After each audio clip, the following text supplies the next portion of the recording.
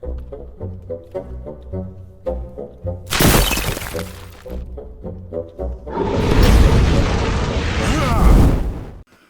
everybody, Riffraff Hornhelm here with another presentation from the Dwarven Vault, and today it's a fail tale, and one that is seasonally appropriate.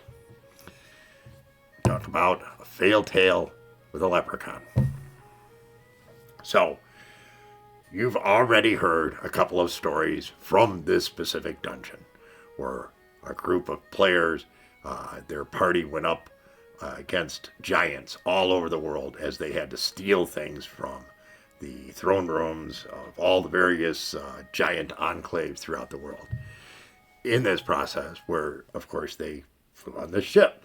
Seen it before. They were flying through the sky. They were assaulted by a leprechaun. And the leprechaun really made them look all rather foolish. Running around, causing problems, throwing illusions, ventriloquism, disappearing, appearing, and eventually stealing. Now, in this group, as you know, there was a very powerful dwarf. And the source of his power, the main source of his power, was he carried the axe of the dwarvish lords. Now, there isn't a dwarf out there who hasn't lusted after the axe of the dwarvish lords.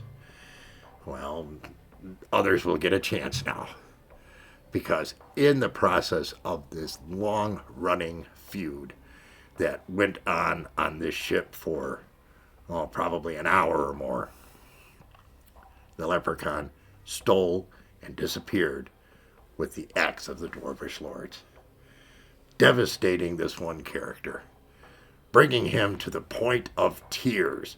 Now, getting a dwarf to cry, especially if they're not totally blotto drunk, it's really hard to do.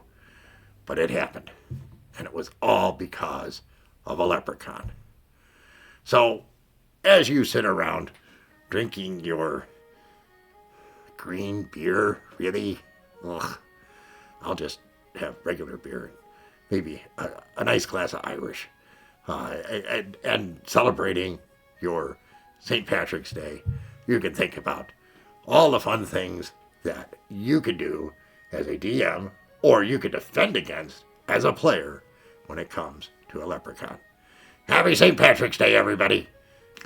If you liked what you saw, please give us a thumbs up, subscribe, come back and see us again, and remember, dwarves rock!